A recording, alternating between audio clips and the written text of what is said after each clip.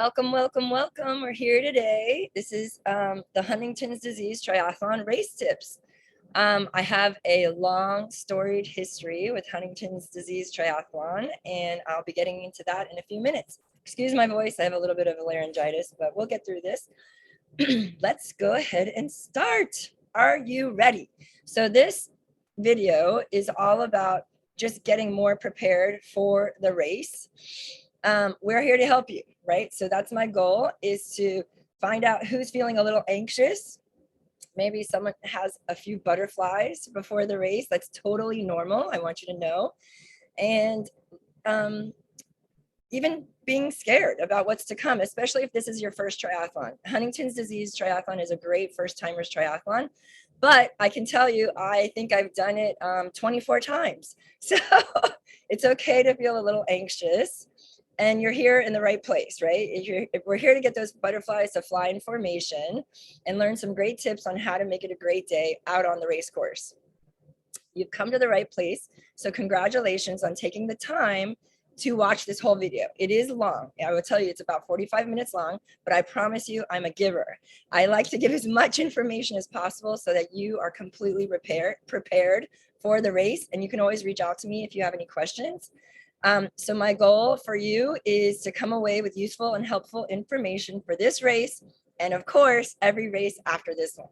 So apply what works for you. Not everything that I'm going to recommend today is going to be applicable to you, especially if it's your very first race. You're going to learn so many new things. And if you're a more experienced triathlete, you will learn some new tips here about how to race better. So not everything I say in the webinar will be applicable to you. Take what works and practice it. You still have time. Hopefully you're watching this the week of the race or maybe even earlier. But we have not much more time to train, but you can definitely get more race prepared, okay? You've done the training, right? Why not make sure all the details of the race are gonna be falling into place by getting more prepared this week? So that sense of accomplishment when you cross the finish line is like no other. And I'm here to support you, and no question is too silly. So I know this is a recording, but like I said, if you want to, you can reach out to me at fullcirclecoaching.com. I'm on Instagram, Facebook, and I'm going to give you some more information about that. So stay all the way to the end for a fun advanced tip about your transitions. And we're also going to be going over all the rules, because there are some rules, and I definitely do not want you guys to get a penalty. If this is your first race, or even if you're more experienced, you need to know the rules of the race. So I hope it's okay to tell you a little about who I am. I haven't introduced myself. My name is Erin Guthrie, and this is my daughter, Kaya Blue. And I have a great story about Huntington's disease triathlon, because this was my very first race in 1997, and where I fell in love with the sport of triathlon. So I crossed the finish line in this race, and I felt a feeling like I had never felt before in my entire life. And the rest is pretty much history. Triathlon became my livelihood, and it also became my full-time business. So I became a certified triathlon coach in 1999. And I'm still coaching full-time. My new company is called Full Circle Coaching. I'm also a Czech holistic lifestyle coach. So what that means is I actually integrate my holistic lifestyle coaching with my triathlon coaching program. So I have 24 years of experience. I've worked with Huntington's disease for the last 24 years. I always have my whole team race. You'll see us out there at the race tomorrow, or whenever the race is, whenever you're listening to this video. And since then, I have done almost 300 triathlons. It's somewhere a little bit under, a little bit over. I can't exactly pinpoint the exact number. And I've coached over 1,000 athletes, and every athlete teaches me something new about how to become a better coach. Coaching is my passion. I have a full coaching staff, and we are specialists in swim, bike, run, strength, and nutrition. And if you want to learn more about us, you can reach out to us at fullcirclecoaching.com. We have online and in-person coaching for all levels, from very, very beginner all the way to if you want to go to world championships.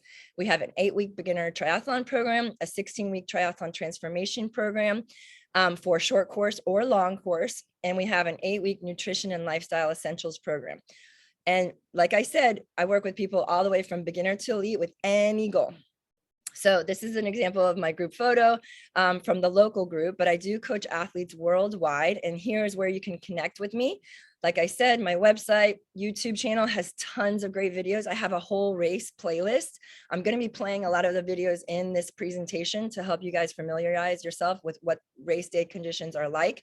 But please follow me on Instagram. And I have a free Facebook group that I'd love for you to be a part of. It's called Triathlon Obsessed, and I'll see you over there, hopefully. All right, so let's get to it. Race preparation, taper week. Taper means like you're doing less volume. Okay, so taper means you're tapering down from your full training. So what does that entail? So that entails, let me get my stuff to fly in. Lower volume training. Ideally, you're getting 8 hours of sleep a night. I mean, sleep is so important, you guys. You cannot survive on less than 7 hours of sleep a night. And if you are, you're going to be causing yourself just lifestyle damage, not let alone performance, right? So you definitely need to be focusing on getting that 8 to 9 hours of sleep per night, especially leading into race week.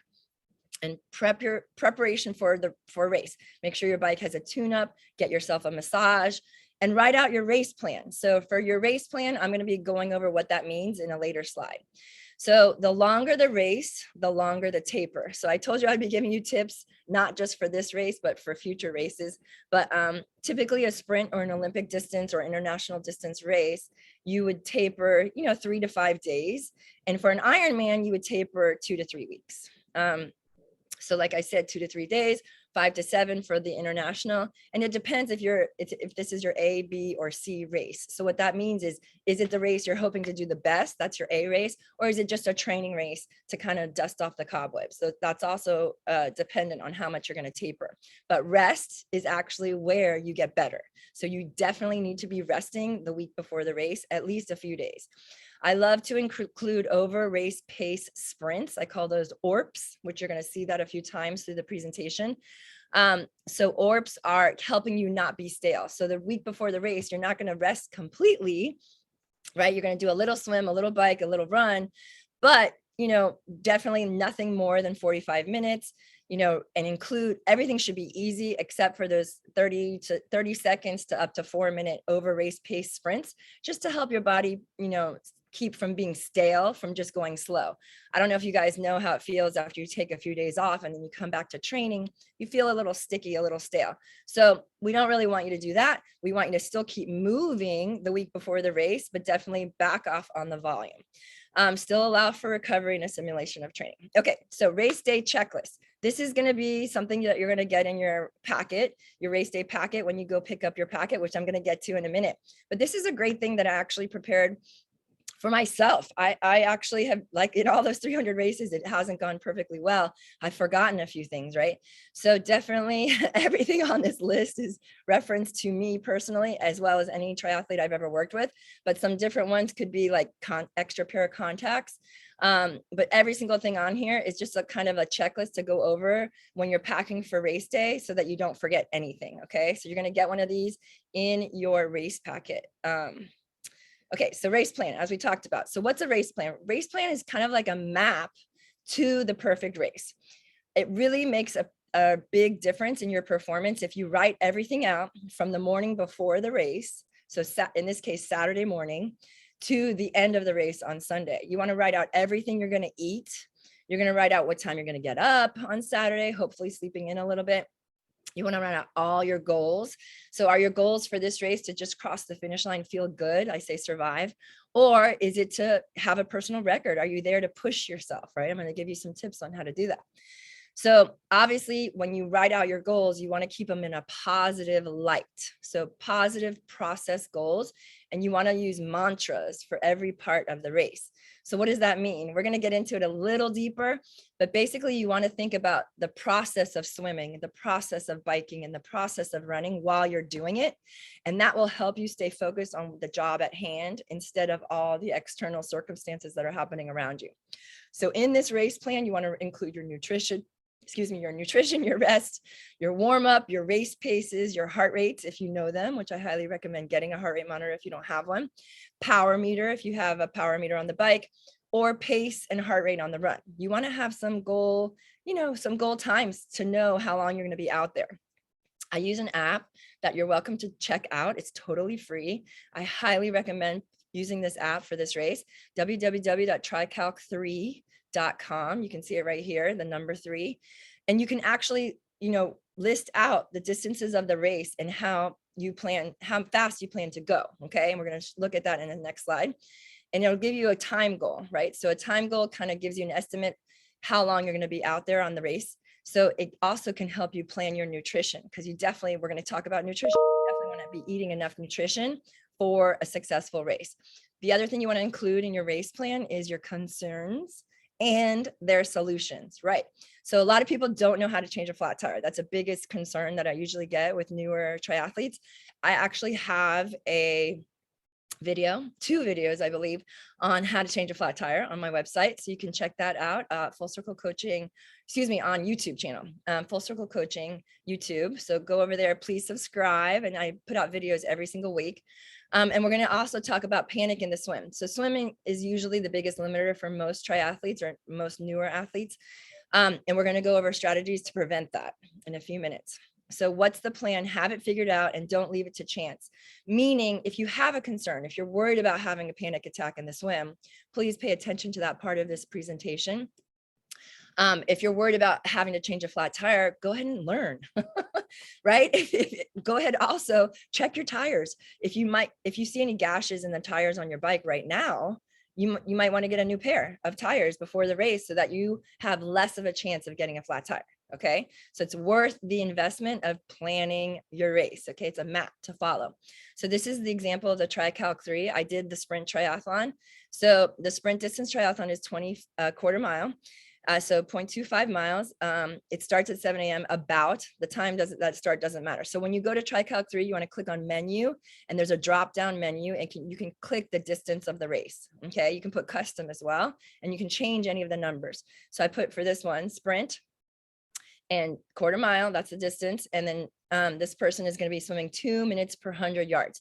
If you don't know how fast you swim, it might be a good idea to go ahead and time yourself for a 100 and kind of guesstimate a little bit. Transitions should take 2 minutes, 2 to 3, or honestly 1 to 2 minutes. But if you're new, give yourself an extra minute or two. But transitions are a great way to get faster in the race.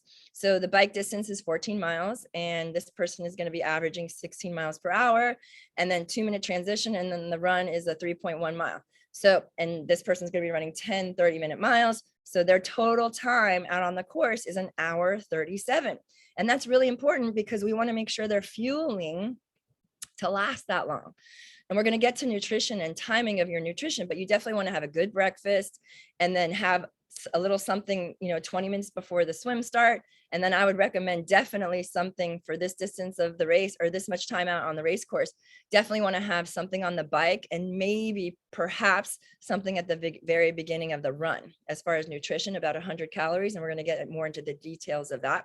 But this can kind of just help you plan out. It can also help you get better at your next race. So a lot of people have a goal of doing a sprint distance triathlon in an hour, right? But every sprint distance triathlon is a little different. So you got to pick the one that's more realistic to hit that goal.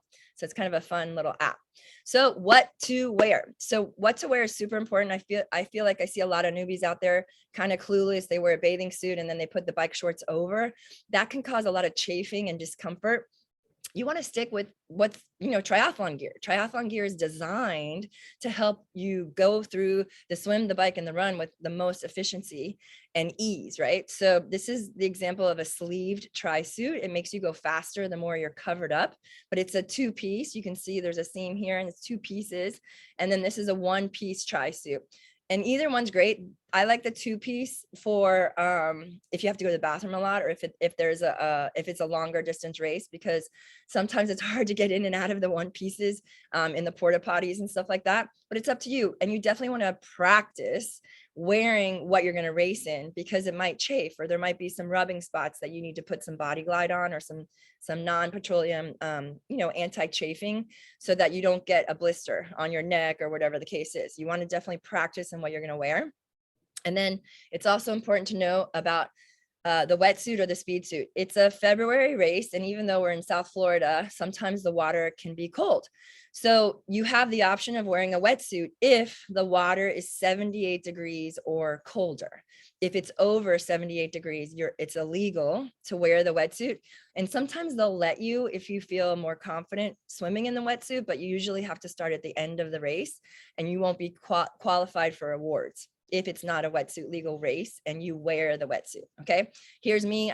This is a speed suit. This brand is called Synergy. So the speed suit is legal in all temperatures, and it actually repels the water so that you can swim through the water a little more quickly. The benefit of the wetsuit is it helps you float. So you have more buoyancy, and you typically go faster, right? So both of these things can make you go faster, but the wetsuit is only legal if it's 78 degrees or less, okay? So packet pickup, race preparation. So 2 days before the race, or, depending on when they have packet pickup, usually 1 to 2 days before the race, you go pick up your packet. We're going to talk about what's usually in your packet, but you definitely want to check out the race course. And we're going to do that today in the video.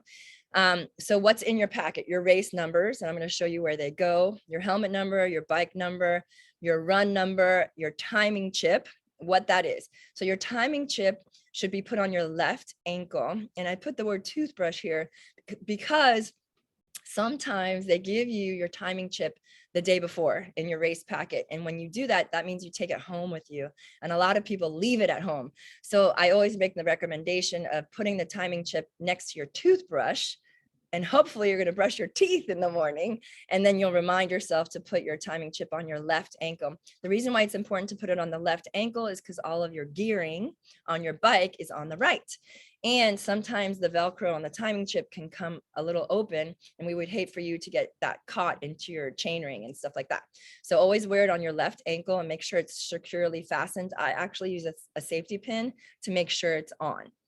And then swag. Every race bag usually has a little something in there. I'm going to be putting my flyers in there, like I said, and also the race checklist. So you'll have those.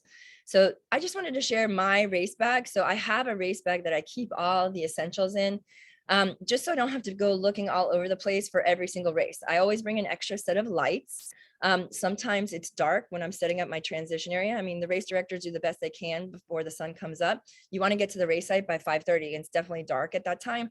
So definitely, bringing your phone with an extra flashlight or an extra headlight can help. You want to bring baby powder and some kind of lube, and I'll show you what to do with that stuff later. But the lube can definitely prevent you from getting chafed from your wetsuit, or if you have any other place where you're rubbing in your shoes. Defogger is great, especially if you have older goggles that fog up. It's a pain when you're swimming in the race and your goggles start to fog up. So using a little defogger before the race can really help.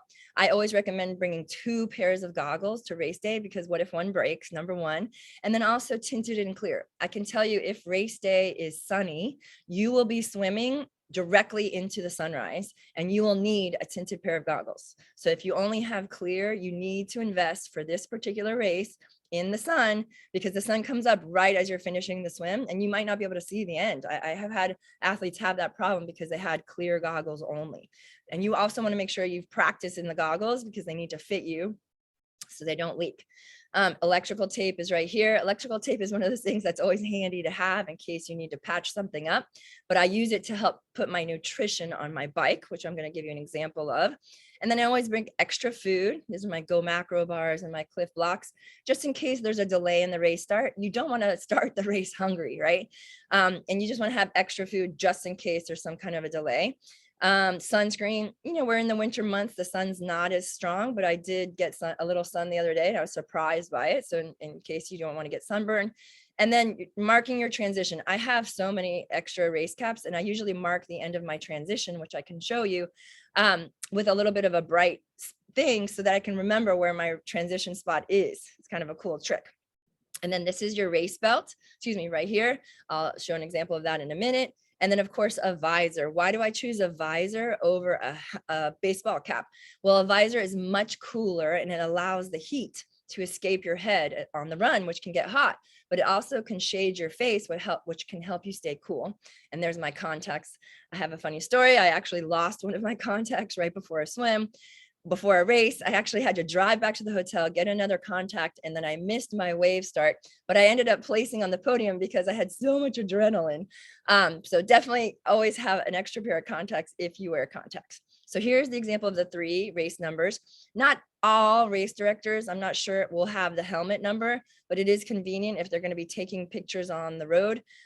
Note everyone looks the same with their helmet on, so you definitely want to put your helmet number on the very front of your helmet. And this is an example of that. So this is the front of my helmet. So if the photographer is facing you, he can identify you and then you'll be able to get your race photo. So this is an example of a transition setup. And this is just in my house, but I'll show you the next one. The next slide shows an example of a race rack. But you can see this is where I've taped with electrical tape my gel, which is an energy supply, an energy supplement for the bike, so I can stay in my aero position and I can just grab my gel without having to fumbling in my pockets or anything like that. I have my computer here, I have my aero water bottle with a straw, so I'm able to get my hydration here. I have everything stood up in order of use. So I have my bike shoes already on the bike. That's something, you know, you want to practice before you do it. I'm going to show you an example of a beginner transition. And then I have my run shoes. I keep my sunglasses inside the run shoes and my run belts inside. My helmet is open and ready to put on my head with a little bit of a rag to dry my face from the swim. But you want to keep it simple. And then also this is where your race number goes for the bike. Okay, so we talked about the helmet number, and then the next slide is going to show, here's an example on the race rack. So you rack your bike by the saddle or by the handlebars. I just prefer to use the saddle. If your bike is small, it might not touch the floor with the front wheel, and that's okay. And I also recommend getting a spot on the transition if you're not, like, sometimes the race gives you a specific number and a spot on the rack to be, but if not, you always want to be kind of close to the end where the walkway is, okay, of the transition area. So this is my swim cap and my goggles, they're ready to go. I have my water bottle in here. I also have my aero bottle ready to go. My bike computer, my sunglasses are open, ready to put on my head. I have my helmet open, so I'm not fumbling with that as I come out of the swim. I have my run shoes here with my elastic laces, which I'll show you in a minute, and my visor on top, right? And this is an example of keeping my shoes on the bike, and I can show you an example without. Okay, so here's the run number. So this is something you only need, excuse me, this number across the finish line. You do not have to wear this run number on the bike, and that's something to note. You're going to have your numbers also on your arms, which I'm going to show you in a minute. You're going to have your tattoos or your body number, your number on your arm. We're going to get to that. So let's see if I can go to that right now quick. Where is it? I don't know where that is. Okay. Guess I can't find that slide. Okay. So for your numbers, you definitely want to mark it on your left arm. Your left arm should have your race number. And you can do it with a Sharpie. Like, so for this particular race, my number was 809. So you literally write 809 on your arm, so that the race officials can see you. Okay. And then this number is on your run belt, which I highly recommend investing in. It's like $9. But that way you don't have to worry about doing anything. You can just put it on as you start your run. Okay. So check in 2 days prior to the race, you're going to take the day off. You're going to hydrate and get good sleep. Get your gear together, use the checklist. 1 day prior to the race, you want to do a little bit of swim, bike, and run with a few orps. So that whole workout should take less than 45 minutes. Even if you're doing the international distance, you don't want to train too hard the day before the race. You want to save it for the race. But again, you're doing like a 10, 15-minute swim, just kind of feeling the water, and maybe 3 by 30-second sprints. On the bike, the same thing. On the run, the same thing. 20 minutes the most on the bike, and then 10, 15 minutes on the run, and include those over race pace pickups, okay? It gets the blood flowing, it gets your mind thinking about what's coming for tomorrow. If possible, you want to practice on the race course. It's up to you to know the race course. Even if the volunteers are pointing you in the wrong direction, it's your responsibility to know the race course. So know that, okay? You can drop off the bike and run through the swim. So some races allow you to drop off the bike the night before. That is not the case for Huntington's. You're going to bring the bike with you on Sunday morning. But you definitely want to go pick up your packet or maybe come to the race clinic. I'm doing this actual live clinic on Saturday before the race. So that's always an option as well. And you pick up your race gear, and then you want to check the weather conditions, right? You never know what's going to happen, especially in South Florida. Is it going to be windy? Is it going to be rainy? What's the temperature, so that you can prepare for that, right? You want to be prepared. So it's up to you to know the race course. So I'm going to show you all the race maps in 1 second. If you need to, I would recommend driving the bike course so it's familiar to you. You know where the turns are. Maybe if there's potholes or whatever the case is, you're prepared. And if possible, I would run a little bit on the run course or ride your bike a little bit on the run course, right? And then, of course, check out the swim course. If you're allowed to swim, the swim course, I would recommend it, but sometimes they don't let you. I don't think they will on Saturday for us, but you can always swim in the morning, which I highly recommend. Okay, so this is the swim course for Huntington's disease triathlon. Okay, so we've got a 1/4 mile swim. So that's the blue line. You're going to go straight out from the beach. Okay, this is the transition area. You're going to set up all your bike and everything in here, your bike and run stuff. You're going to head over to the beach and you're going to start the swim and head out and go left. You have to go around the buoy, I believe, and around this buoy and then back in. This is the finish line.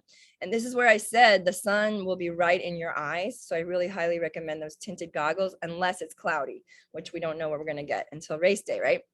The Olympic is a 0.73 miles and it's a little longer, right? So you're going to start at the beach, but you're going to head a little bit to the right around this buoy and then all the way down.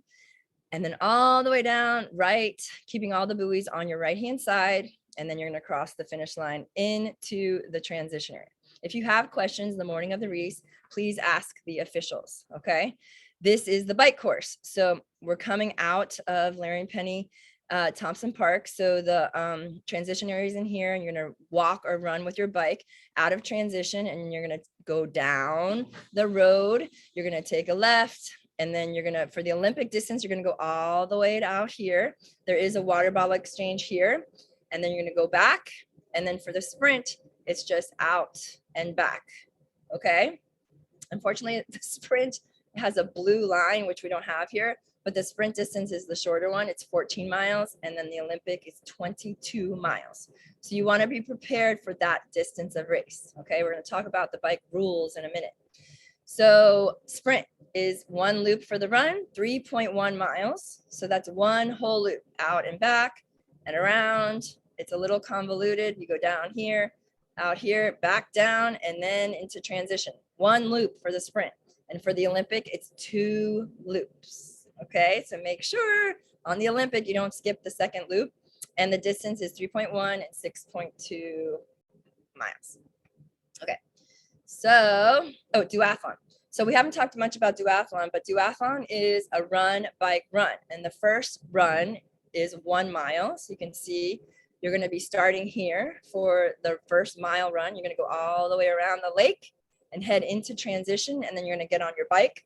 And when you come back, it's the same bike course, right? So to come back, you're going to do this bike course, the longer one, and then come back. And you're going to do the second run, which is 3 miles. So, well, it depends if you're doing the sprint or the Olympic duathlon. So my bad. So everyone's got the 1 mile to start. And then it's 2 loops if you're doing the Olympic and 1 loop if you're doing the sprint. Okay.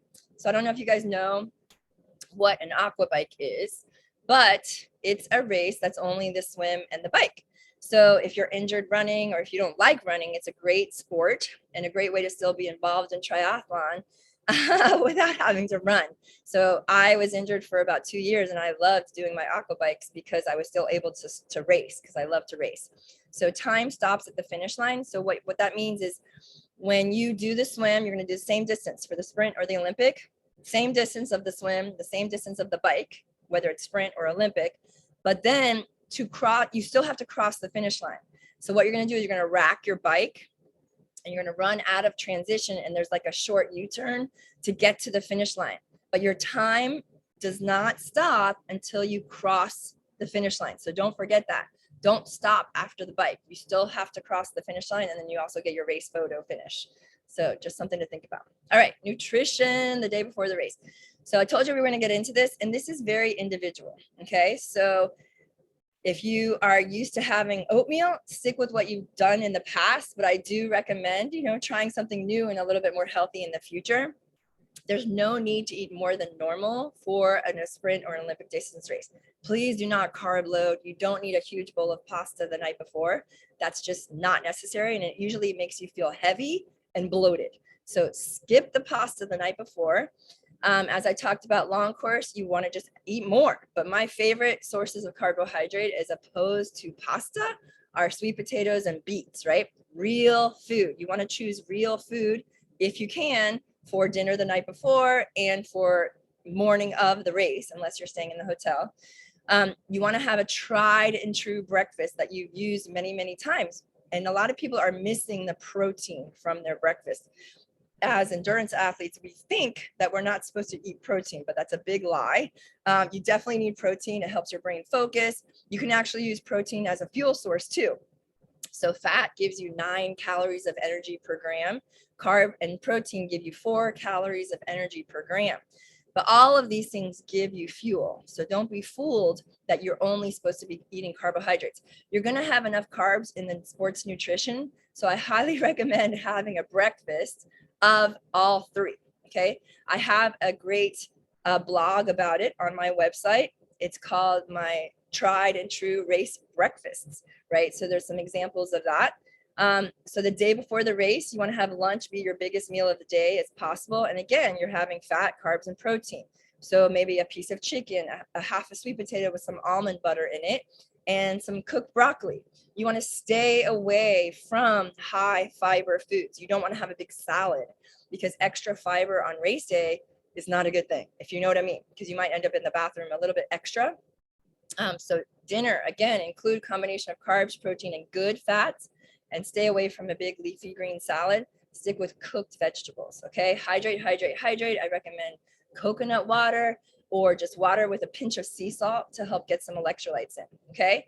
Nutrition race day morning. So this is on my website if you are interested in the blog.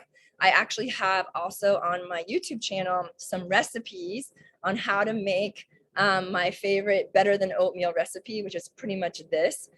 This is great because you can make it the night before and then you have it ready for you the morning of the race.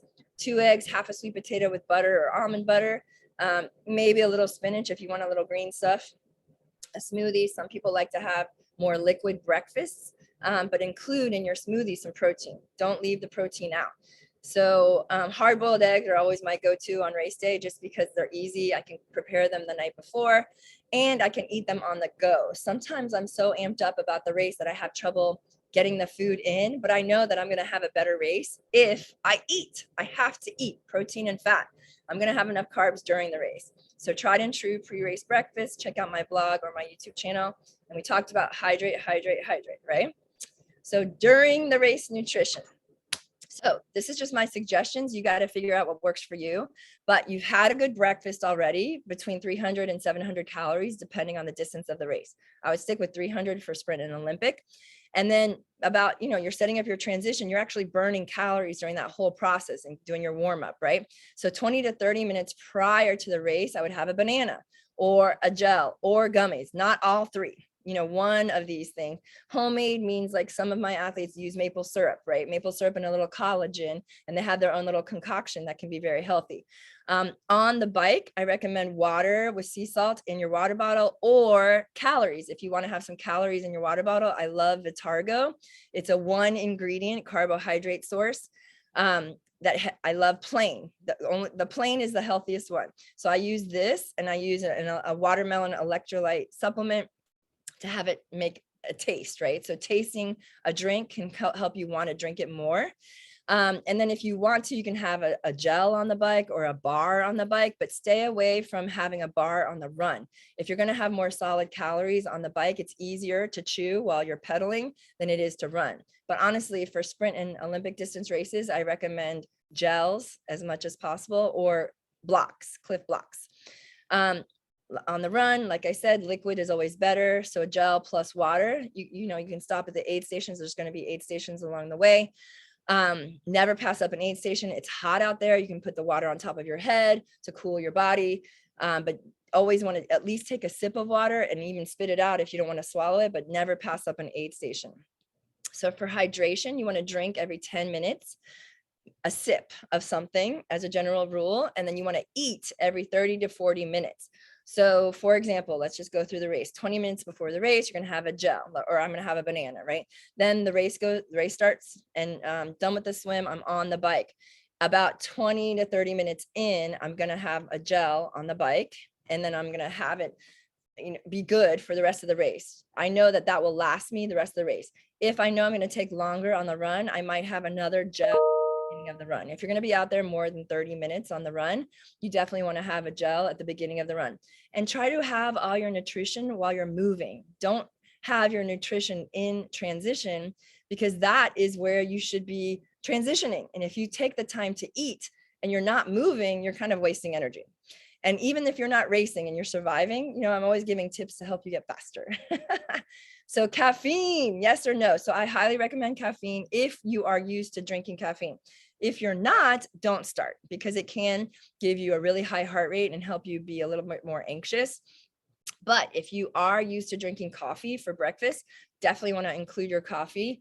But you could even taper off of the amount of coffee you're drinking the week before the race. Drink a little bit of naturally processed caffeinated coffee. And then on race day, have your normal amount, and you will actually be able to focus and really have a great race.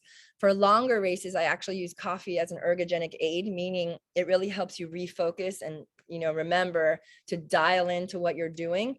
And having caffeine the entire race, I don't recommend, because it wears off. And it's also not great for your adrenals. So if you're going to have coffee, have it for breakfast, and then don't have it again until maybe the run, right? So you need that extra boost to have a strong finish. So never try anything new on race day. But as a first timer, that doesn't really apply to you, because everything is new, but it does apply to training. So if you've never tried it in training, don't do it on race day, because you don't know what's going to happen, and you put all your eggs in one basket for this day. So it's not worth the risk, right? So try to aim to have practiced everything you're going to do. So follow your race plan, right? Wake up 2 to 3 hours before the race, eat 300 to 700 calories, low fiber, good fat, carbs, and protein. Combination of your tried and true breakfast, something you've eaten before. Hydrate, hydrate, hydrate. How many times have I said hydrate? In general, you want to be drinking half of your body weight in ounces of water on a daily basis. And this is no different before the race.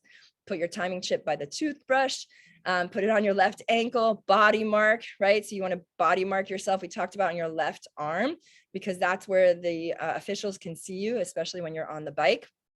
And then you want to pack up all your stuff, and remember to pump up your bike tires. And you want to make sure you pump up your bike tires to the appropriate PSI.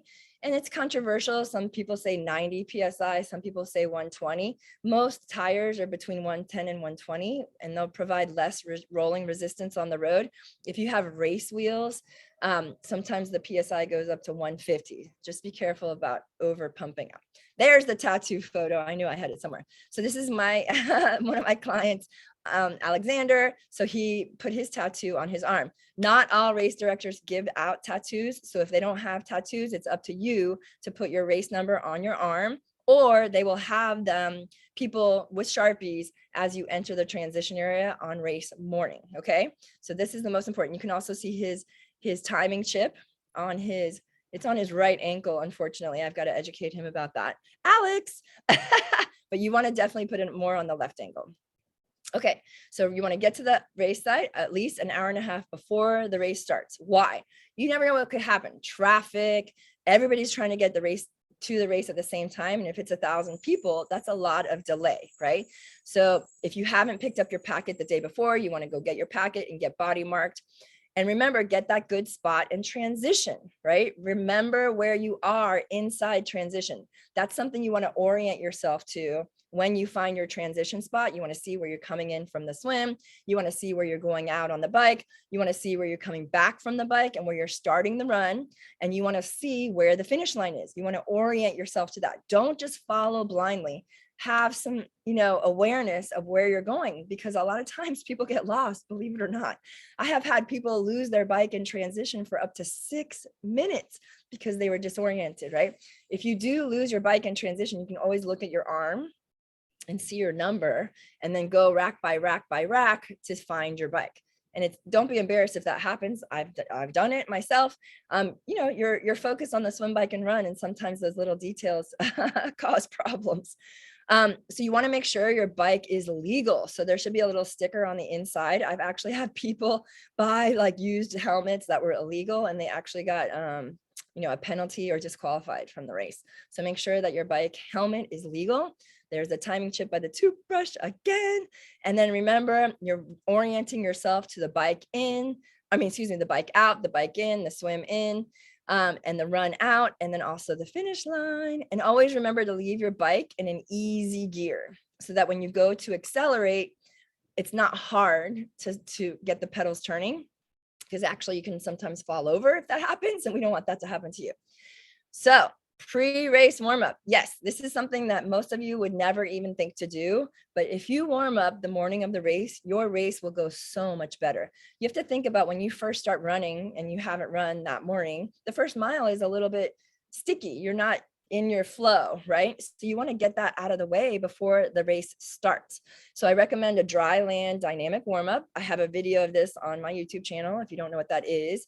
And then if you can, you want to jump on your bike. Not everybody has time to do the bike warm-up, but if you can, I do recommend a bike warm-up. Again, 15 to 20 minutes, a couple of orps, and then leave your bike in an easy gear and rack the bike.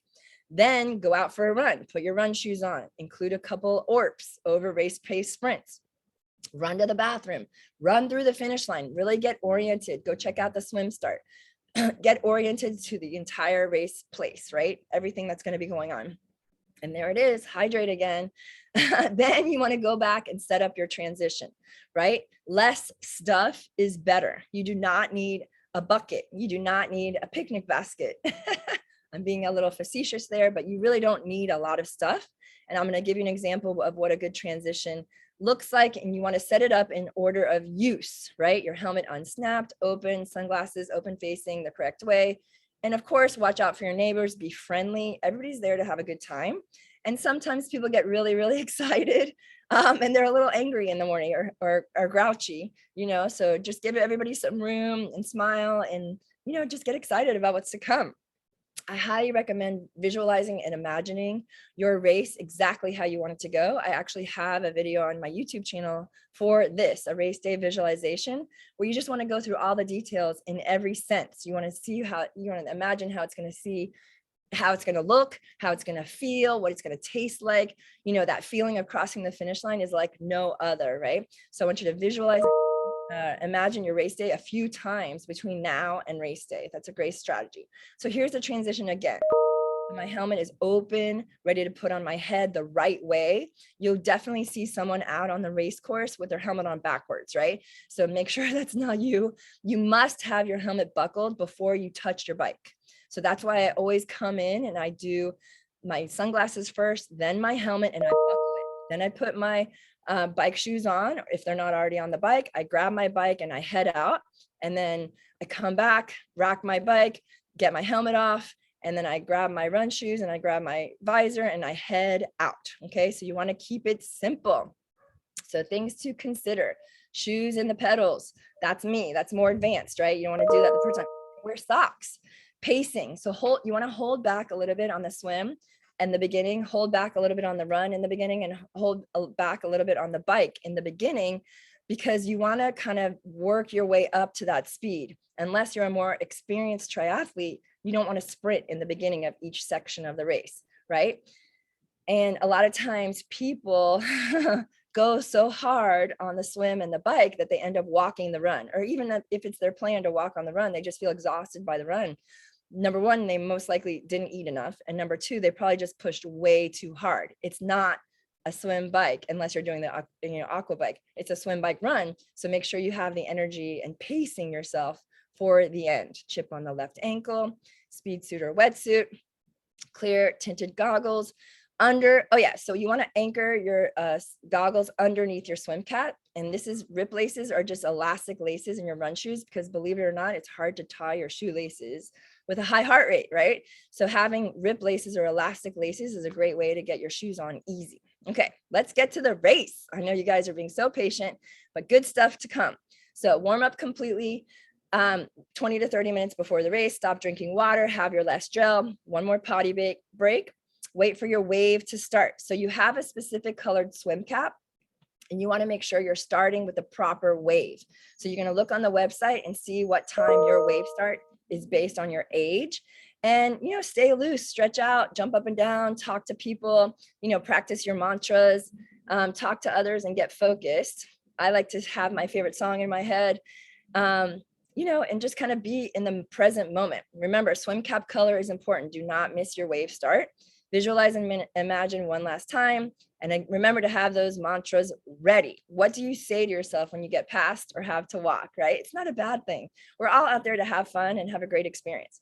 So this is an example of me and my client, Gabby, who is an amazing triathlete, but we're really focused on what is about to happen. We're not talking to each other. We're not talking to anybody else because we really want to go hard on the swim. She's a very good swimmer, so am I. So we were prepared to push, right? So this is an in-water swim start, which you guys are going to be having. I'm not sure if you're actually starting on the beach or in the water a little bit, but you can see no one's moving yet, and they're waiting for the gun to go off, okay? So what you want to remember about the swim, 78 degrees or less is wetsuit legal.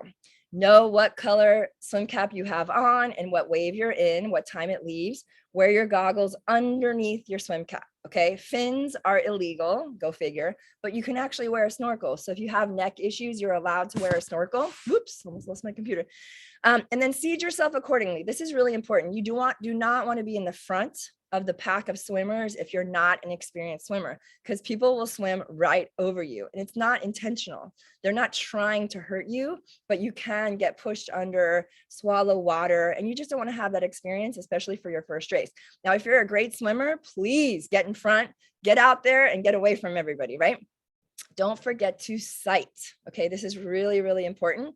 You need to sight every 5 to 10 strokes. So if you're swimming 1, 2, 3, 4, 5, you need to look up and make sure you're heading in the direction of the buoy, right? And you're usually gonna, on this particular race, you're gonna make a left-hand turn around that first buoy.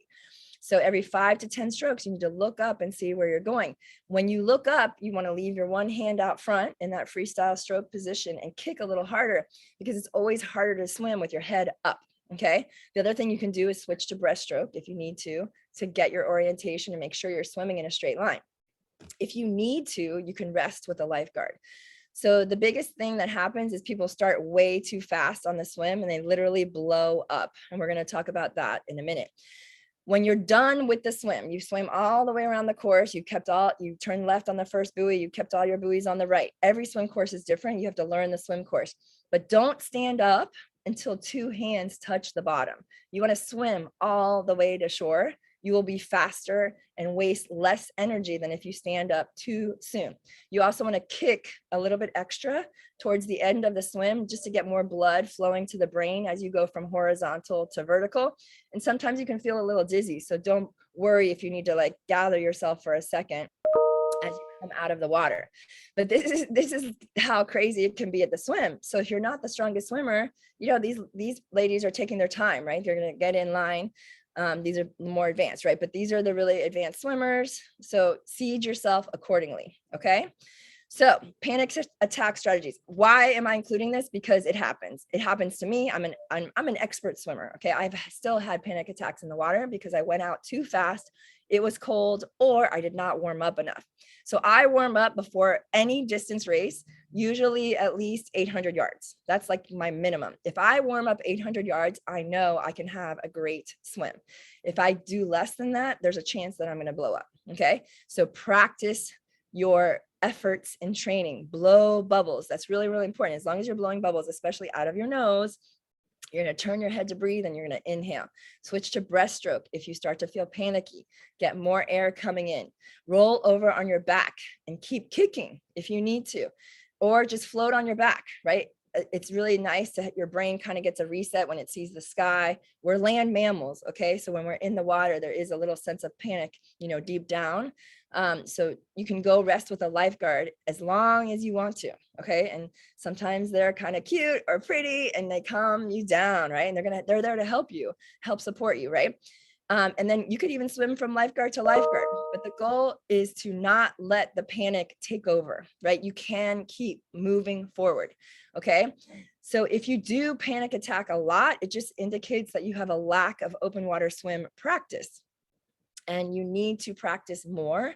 It could also be that your swimsuit or your speed suit or your wetsuit is too tight, right? So you definitely want to make sure that you're pulling up the sleeves all the way. If you're in a full sleeve wetsuit, and that your chest can expand and relax, right? So there's not as much pressure. Okay, we're out of the water, we're heading up the beach. This woman has already stripped down to her waist, which I highly recommend if you're in especially if a full sleeve, but even a short sleeve, you're gonna pull your wetsuit down and then head into transition 1, T1.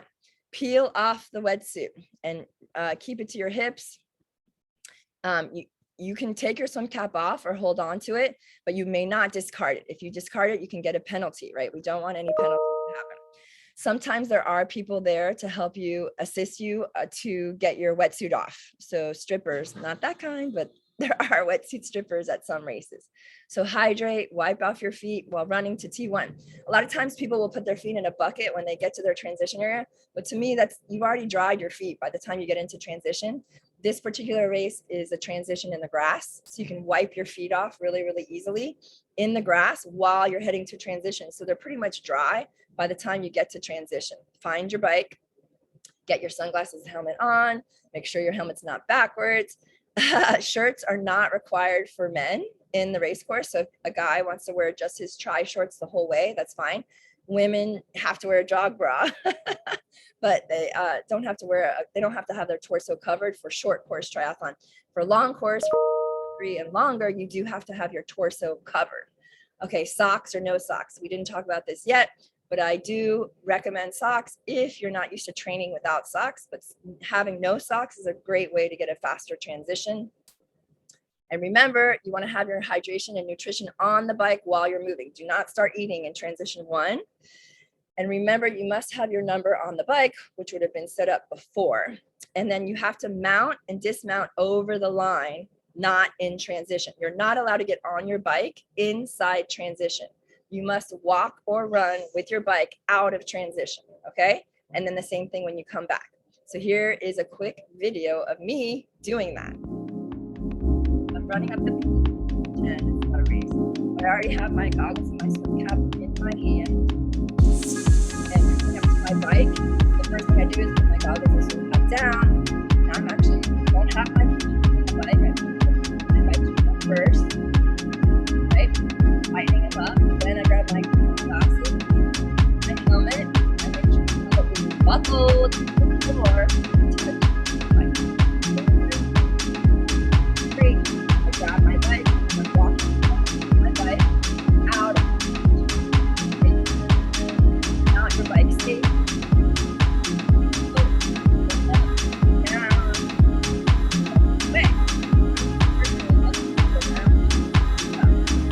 Back safely, running my bike shoes. Bike, start your run on.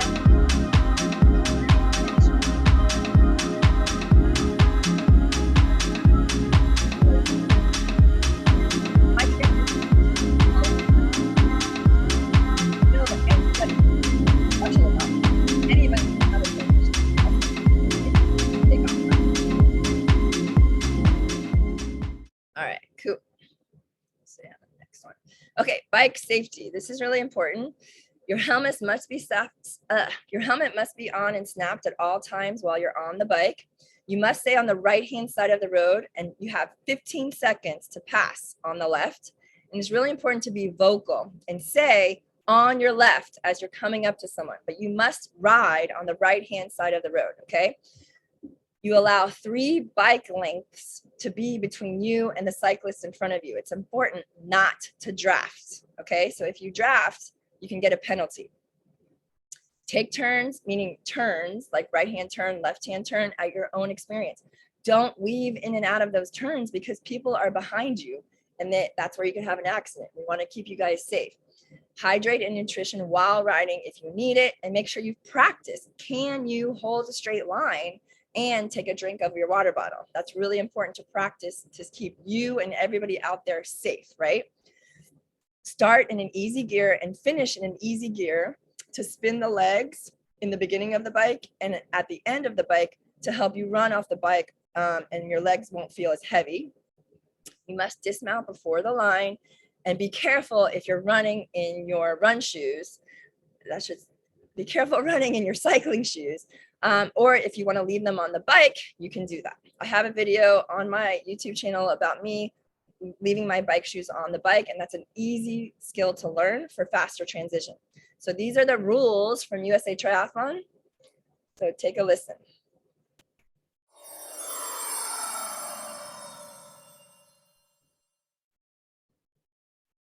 USAT has many rules regulating the sport of triathlon.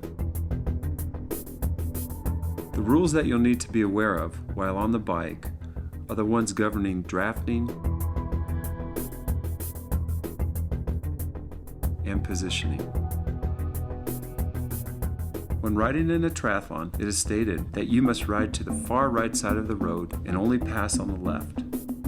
When you are passing another cyclist in a race, you only have 15 seconds. That means once you initiate a pass, your front wheel must break the plane of the front wheel of the rider being passed. When passing someone who is just slightly slower than you, make certain to gather your strength and make a firm pass where you'll be able to move to the right after the pass. If someone passes you quite fast, that is no problem whatsoever, and you will not have to alter your riding at all. If you want to repass the rider, you must first move out of the drafting zone before mounting your counterattack. Okay, so the only negative about that video is every time someone was passing, they were out of the saddle, and I do not recommend doing that. You need to stay seated on your bike as you pass. You always waste less energy if you're seated. So don't stand up to pass anybody, in my personal professional recommendation. Okay, so we're talking about bike to run now. That's called T2. So you can practice a flying dismount or safely get off the bike like I demonstrated. And then you want to walk and run with your bike to your transition area, shoes on your bike or keep them on your feet. And remember, you have to rack your bike in the original spot. Okay, so you must rack your bike before you take your helmet off. Okay, and don't be that person that starts the run with their helmet on. That happens all the time.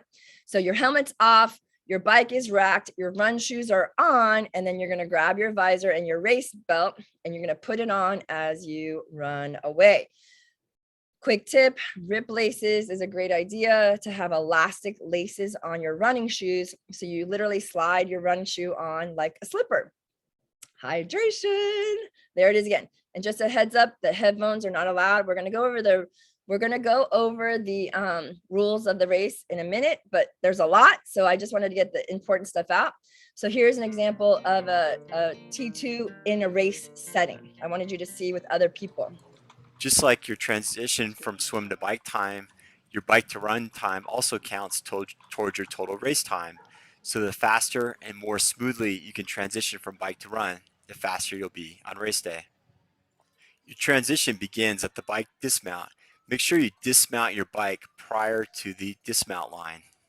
In this example, the athlete stops and then hops off his bike.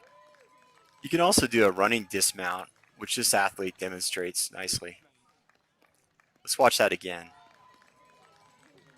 As you can see, the athlete has already stepped out of his bike shoes, so his feet are on top of his shoes, which are still attached to the pedal. He's also brought one leg over his right leg till it's on the same side as his left, so that he can quickly step off the bike. Extremely fast. This is an advanced dismount and should be practiced many times before attempting on race day. As you jog your bike into transition, keep it under control.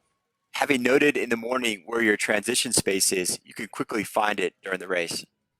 You're going to quickly take off your bike gear, so your bike shoes, bike helmet, and put on your run gear.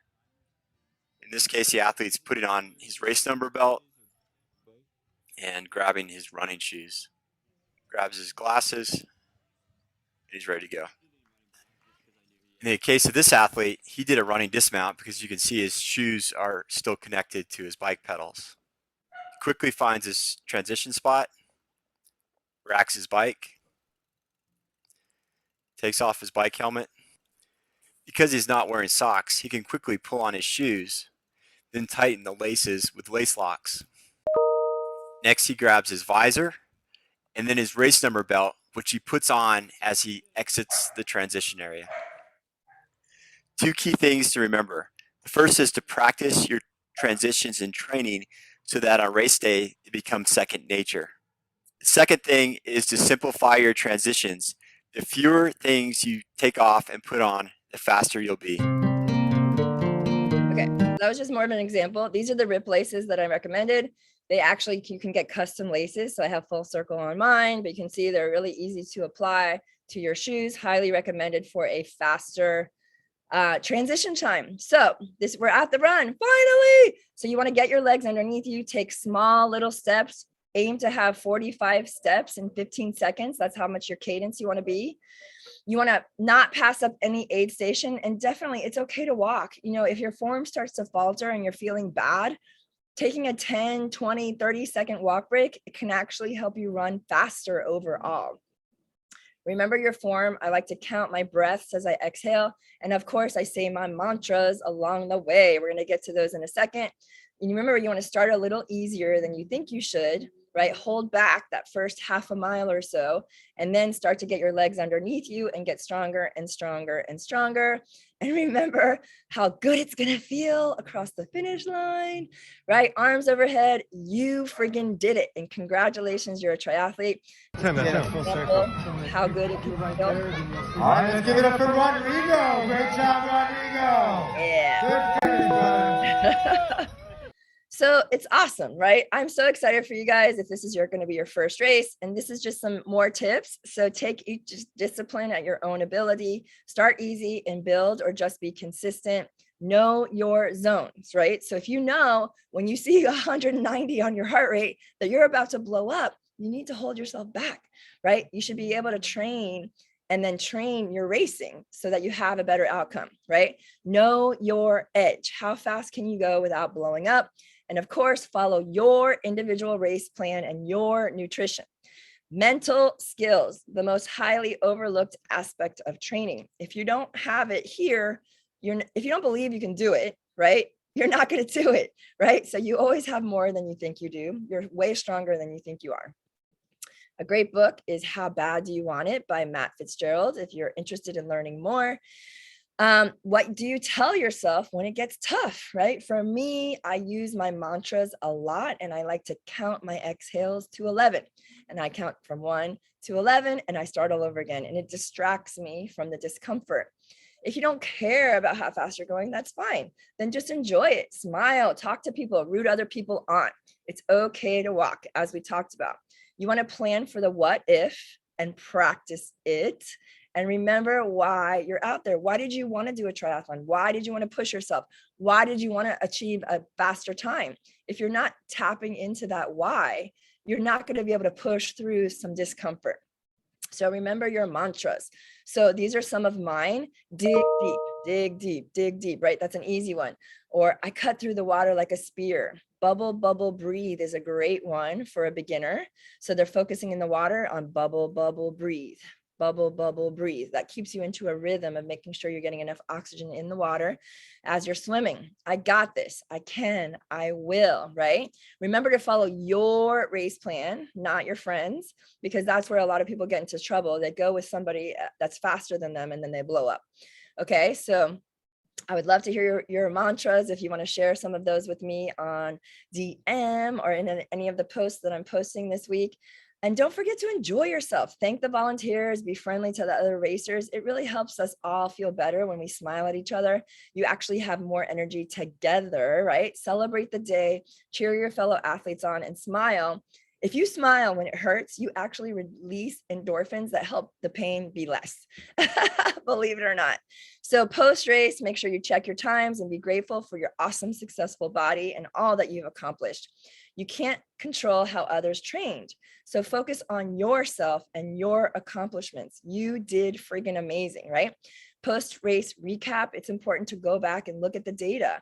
What happened? Did you start too fast on the swim? Or did you time it perfectly? Maybe did you blow up on the bike or the run? There's always something to learn and gain from every single race. Make sure you return your timing chip. And of course, recover with hydration and good nutrition. And if you deserve a little bit of a treat, of course, you deserve a little bit of a treat. Don't forget to stretch, taking advantage of a massage if there's a massage therapist around. And of course, have fun, smile, talk, and socialize. So as promised, I told you there would be a tip at the end if you want to learn how to run or ride with no socks. So you want to use shoes that are broken in, and you want to run and ride for 5 minutes with no socks so that you feel where there might be any rubbing, right? Using baby powder and a little bit of non-petroleum Vaseline can help you prevent the blister. And you want to increase the amount of time that you're going to be barefoot inside your shoes. So you would start with 5 minutes, and then and then go back and put your socks on, and then 10 minutes, and then go back and put your socks on, and then 20 minutes, and then go back and put your socks on. And usually when you get to 20 to 30 minutes, you're usually good to go. But I always add a little extra baby powder and some lubrication to my shoe, not my foot, on race day, just to prevent blisters, right? And this is a great way to get your transitions under 1 minute. Now, I only recommend this for short course triathlons, so sprints and Olympics. For 70.3 and Ironman, you definitely want to wear socks. And here's my video of me demonstrating how to do that. That's my non-petroleum Vaseline. It's like a baby Vaseline. Got it at Whole Foods. And I'm putting it where my foot rubs, in my ankle, and a little bit on the edges of my toes. And then some baby powder. The baby powder helps absorb moisture so that you don't, when you have moisture in your skin and rubbing, it creates a blister. Those are my easy laces and my rip laces. Easy to get on. You can see how quickly I get them on, and I'm gone.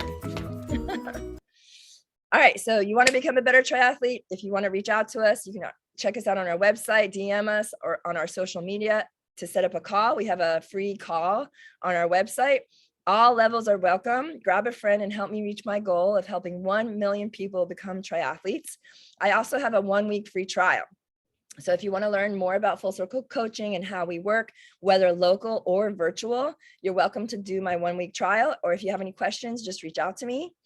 This is an example of my local group at the track. And again, here's all the ways to contact us or be following us. And again, Triathlon Obsessed, I have a live event usually once a month that has great content. So you can learn lots of stuff for free. So I know it's been long. It's already been an hour, but we're going to go through the violated rules just because it's really important. I do not want you to get a penalty. So penalties are 2 minutes, and 3 penalties disqualify you. So I'd hate for that to happen to you. So commonly violated rules and penalties: helmets, right? We talked about having legal helmets, and they must be buckled and worn the entire time you're in possession of your bike. So even holding your bike, if you have your helmet unclipped, you can get a 2-minute penalty, or actually disqualified, right? So it's not worth it, right? Just keep your helmet buckled every time you're touching your bike. The chin straps must be fastened the entire time. And again, disqualification, not worth it. Unauthorized assistance. So what this means is nobody than the staff, the race staff, can help you. Okay, they're not always so super strict on this, but it's really important. You are self-supporting. Okay, you can't get food from other people. You can't have other people help you on the bike or on the run. You have to be self-supported. Okay, really, really important. That's a time penalty. So usually 2 minutes. If you get 3 penalties, like I said, you get disqualified. So don't let that be you. Transition area, all equipment must be placed in the properly designated and individual assigned area. The bike of the wheel must be down on the side of the assigned space. All participants must return their bicycle to the same spot. I actually got a penalty because I did not return my bike to the same spot. I actually had 1 spot over, and it cost me a podium. So I was very upset. So I'll never let that happen again. So no person shall interfere with another person's equipment, right? And sometimes it happens, honestly, by accident, that people knock your stuff over. So, hopefully that doesn't happen, but don't take it personally, because sometimes it's just an accident. All bar ends, so the ends of all your bar handlebars must be plugged. There cannot be any open metal. So it's really, really important. And no glass containers in the transition area. You can get disqualified. So course, all competitors are required to follow the prescribed course. You must stay on the race course. Remember, you can't cut cones. On the run course, if you cut a cone, that's cheating, okay? On the swim course, you cannot go miss a buoy. That's called cheating. You can go back and then go the right way. And you might need to do that if you accidentally cut the course, okay? Cyclists must obey all traffic laws. So this is really important. So say you're on the bike course and there's a four-way stop and the police officer is not there. You need to stop and make sure you're not gonna get hit by another car, okay? You're still, all the rules of the road still apply. And for your own safety, it's really important to check those four-way stops, that it's clear for you to keep going, okay? Unsportsmanlike conduct can be anyone who's drafting, anybody who's cussing, talking bad to other competitors. Believe it or not, people get really, really heated out there. And so good behavior or bad behavior can get you disqualified. So you don't want that to happen to you. Headphones and phones. So headphones, headset, radio, or a personal audio device may not be carried or worn during the race. So you cannot have your phone on and the radio on, okay? You can't bring it. You can bring it in your pocket for safety in case you have a flat or whatever case, but you can't have music playing out of it, okay? And then race numbers. All athletes are required to wear race numbers at all times during the run. So that's important. You don't have to have your number during the bike. Your bike number is on your bike, okay? It's also on your helmet. So you don't have to wear your run number on your bike, okay? And don't transfer your number to another athlete. So a lot of people say, oh, I'm not in shape, I'm not gonna race, so I gave my number to somebody else. Well, guess what? If they catch you, you could be disqualified for 2 years. Don't let that be you. Tell the race director you can't race, and then they can give that race entry to somebody else who has to pay for it. Do not switch numbers, all right? So time penalty for missing or altered numbers, disqualification, and 1 year suspension, right? Don't let that be you. All right, you guys. So wetsuits, we talked about. All athletes are mandatory if it's under 60 degrees. We don't have to worry about this. This is permitted. We talked about 78 degrees or less. If it's over 78 degrees, you can still do it, but you can't get an award. And this is forbidden because you can actually overheat and get heat stroke, okay? Abandonment, no participant shall dispose of trash. You can't litter. You can't throw your swim cap down. You can't put your helmet down, right? You have to have possession of all of your stuff in your transition area, okay? If you want to find more information, you can check out the rule book here. And I'll give you guys a second to see that. And we're done. Wow, that was a lot.